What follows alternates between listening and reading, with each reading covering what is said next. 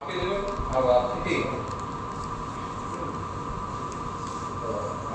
সরকার প্রশাসনের সহযোগিতা আছে, বিভাগীয় পরিচালনা পর্যন্ত আমাদেরকে হেল্প করছে। আপনাদের ফিল্ড সুপারভাইজার যারা আছে বা ওয়ার্ক অ্যাসিস্ট্যান্ট আছে, তারা কাজে লাগান। আমরা যে কাজ করবো না, তারা যে ঠিক মতো এটা তদারকি না করে, আপনাদের আমাদের ভূগর্ভস্থ পানির যে লেয়ারটা দিন দিন নিচে নেমে যাচ্ছে। এখানে আমরা বলবো এরকম জনসংখ্যা লক্ষ্য করছি, আমরা বাড়ি ঘর করলে আমার যেটুকু 2 কাঠা 3 কাঠা যা জায়গা আছে পুরোটার উপরে কংক্রিট বিল্ডিং হচ্ছে বা ঢালাই করে দিচ্ছে। সবাই যদি আপনি বাড়ির পাশে একটু ফাঁকা জায়গায় মাটি রাখি, একটা পানি মানে রিচার্জ মাটি দিয়ে ভরাট করা, তারপরে যে হোস্টেলগুলো আছে সেটাকে ঠিকাদারের করে ক্লিন করে দেবে। নোংরা হয়ে থেকে যাচ্ছে। এরপরে যে ড্রেনগুলো স্ল্যাব দিয়ে দেওয়া হলো, ড্রেনগুলোকে পরিষ্কার হলো, প্রত্যেকটা ড্রেনের মধ্যে অবস্থা করতে হবে, মোটিভেশন করতে হবে, মানুষকে বোঝাতে হবে। আমরা এখনো বুঝছি,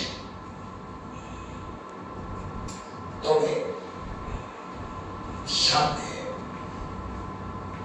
যে বর্ষা তাদের যে একটু বাড়ান। আমি শুধু একটু বলতে পারি যে আমার যদি 70 বছর বেঁচে থাকি, এটা বেশি এবং দেড় বছর আমরা চলে যাচ্ছে পৌরসভার পিছনে, এবং যে যাচ্ছে যে সেটা কঠিন ভাবে যাচ্ছে। এতটা সময় সম্ভবত পৌরসভার পিছনে আমি জানি না, একমাত্র নির্বাচিত মেয়র বাদে কেউ দেয় কিনা কোথাও, অন্য কোনো পৌরসভা আমার জানা নাই। কারণ সার্ভিসের দীর্ঘদিন যাবত আছি, পৌরসভার কাজ না করে সুন্দরভাবে যদি একটি বের করা যায়, প্রসপেক্টাস জাতীয় আমাদের স্থানীয়কে গ্রহণ করে আমাদের জন্য এটা খুব ভালোভাবে চলছে। কিন্তু প্রসপেক্টাস তো ওই পৌরসভার প্রসপেক্টের প্রতি 5 লক্ষ টাকা, অনুদান 2 লক্ষ, 4 লক্ষ, 5,000, 10,000, সাইকেল গাড়ি যারা 2 লক্ষ 40,000, 3 লক্ষ টাকা প্রস্তাবিত।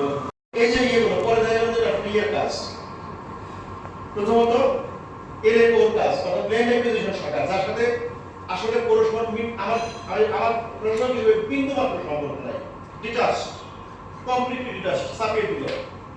তারপরে এটা দেখা গেল আসলে আমাদের কাজ না, এটি হয় এর কাজ, এলজিডির কাজ। এখানকার একটা আপনি ওই সময় আপনি তো ছিলেন, মানে কি বিষয় দেখেন, একবার করতেছেন পৌরসভা, এটা শেষ করবো গৌরচন্দ্রিকা একটু বড়ই হয়, আপনি জানেন তো গৌরচন্দ্রিকা বলে গৌরচন্দ্রিকা বিনা কংক্রিটের জায়গা মাটি খালি রাখা কি বলবো। বাউন্সার ছাদের পানিটা আমরা একটা সোপয়েলের মাধ্যমে আমরা পানিতে মাটিতে রিচার্জের সুযোগ রাখতে পারি, এটা একটা বিষয়। আবার আমরা এই যে পরিবেশের নষ্ট হওয়ার জন্য দেখি প্লাস্টিকের ব্যবহারটা আমরা পরিবেশে বিরূপ এবং অ্যাকশন প্ল্যান, এটার উপরে দুর্বলতা আমার কাছে মনে হয়েছে। দেখলে একটু দেখা আমাদের পৌরসভার কিন্তু এমনকি জেলা প্রশাসনেরও খুব একটা ধারণা নাই, খুব একটা স্পষ্ট ধারণা নাই। গতকাল আমি ঝিলিক রোডের একটি দিয়েছে, জেলা প্রশাসকের অনুমোদন ক্রমে LAO একটি চিঠি স্বাক্ষর করেছে। আমি কালকে LAOকে ডাকলাম যে LAO তুমি কোন অথরিটিতে এটা মেয়রকে চিঠিটা দিতে পারো, তুমি হচ্ছে কর্তৃপক্ষ, তুমি দিয়েছো, অধিগ্রহণ তুমি করে দিয়েছো, তুমি যত জায়গা বুঝে দিবে তুমি, এর মধ্যে তুমি চিঠি তো আমাকে দিয়েছো, উল্টে ওই লোককে দিয়েছো অনুলিপি। ভালো, গুড গভর্নেন্স ভালো, কিন্তু গুড গভর্নেন্স আমাদের মতো দেশে একটাতে চালু করতে গেলে সরকারি চাকরি করাটা টাফ। ভালো জিনিস ভালো, কিন্তু সেখানে 100% লোক শিক্ষিত হলে ভালো হয়।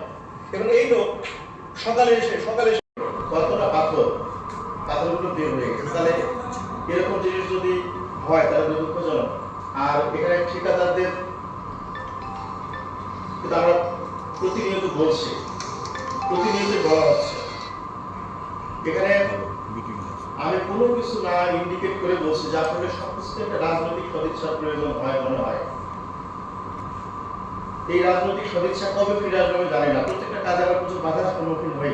ছোট একটি পাম্প বসাবো শিয়ালা এলাকায়, একটি ডিপ টিউবওয়েল বসবে এলাকার লোকজনের জন্য, এই টিউবওয়েলে পানি সাপ্লাই হবে।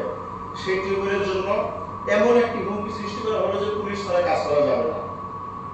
পরে যখন একটু হার লাইনে যাবে তখন তারা আবার ফোন করলো, আমি এলজিডি এবং এলজিডি ঠিকাদারকে চালাচ্ছে, আমি অনুরোধ করছি জনগণের স্বার্থে, পৌরসভার স্বার্থে। কিন্তু পৌরসভার কয়টা লোক এটা জানবে বলে? সাধারণ লোক। পৌরসভার কয়টি সাধারণ লোক জানবে যে এটা আসলে পৌরসভার ইনভলভমেন্ট নাই?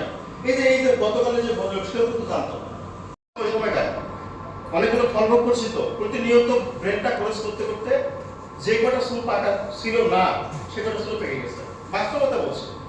এখন তাতে কি হলো যে পৌরসভা করেছে অধিগ্রহণ, টাকা দিয়েছে পৌরসভা, তাহলে প্রত্যেক সংস্থা কে? পৌরসভা। আমি টাকা দিয়েছি, আমার ব্যাগেই তো পণ্য উঠবে, কিন্তু না, এখানে ভিন্ন জিনিস দেখা গেল। পে করলো পৌরসভা আর পণ্য গেল এলজিডির কাছে। আমি খারাপ করতে বলছি না, যে ডিরেকশন মধ্যে চলে আসবো, হয়তো ওই মিটিং আছে, যে আমাদের বাইপাস সংক্রান্ত একটা বড় মিটিং চলছে, ওখানে আমাদের মাননীয় এমপি মহোদয় রেখে জেলা পরিষদের ওখানে আমি এখন থেকে আসছি, আগে একটু বলে চলে আসছি। তো ওইখানে প্রত্যেকটা কম্পোনেন্টকে যদি কোনো ব্যবস্থিত করতে হয় তাহলে দুর্ভাগ্যজনক, খুবই কষ্টকর। তারপরে আরো একটি বিষয় আছে, হিউম্যান সেন্টিমেন্ট বড় জিনিস। আমরা অনেক সময় মিডিয়া কর্মীদেরকে নিয়ে ডিল করি, তাদের সাথে কাজ করতে হয়। যদি কোনো সময়ে যদি একটি বার যদি মনে করে তারা আপনি কঠিনভাবে বলেছেন, তাদের কাছে এটা আমার অনেক আঘাত লাগে, অনেক বেশি পরিমাণে।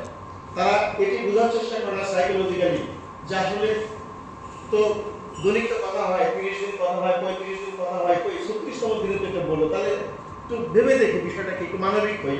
কিন্তু এগুলো অনেক হয়ে উঠছে না। তো কাজ করতে গেলে অনেক বাধা, তারপর